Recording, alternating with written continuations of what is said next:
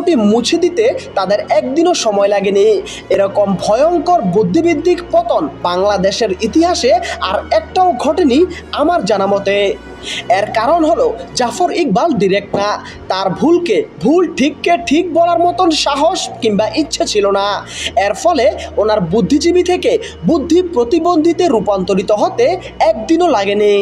মিলেনিয়ালদের মধ্যে যদি আপনি খোঁজ নেন, দেখবেন 30 জনের হয়তো একজন নিজের জীবনের বাইরে বর্তমান পৃথিবীর খবর রাখছে, কিন্তু জেনজি প্রতি 10-এ 5 জনই এসব খবর কম বেশি রাখে। এই যে গত 6-7 বছরে অনেকগুলো আন্দোলন হলো, 2 দফা কোটা এবং 1 দফা সড়ক আন্দোলন, ছোট একটা কোভিড আন্দোলন, ওদের কথা একটাই ছিল, বদলান, পরিবর্তন আনেন, না হয় করেন না, না পারলে সরেন। সরকার পরিবর্তন তো চায়নি ওরা চেয়েছিল সরকারের মন মানসিকতার পরিবর্তন। একটু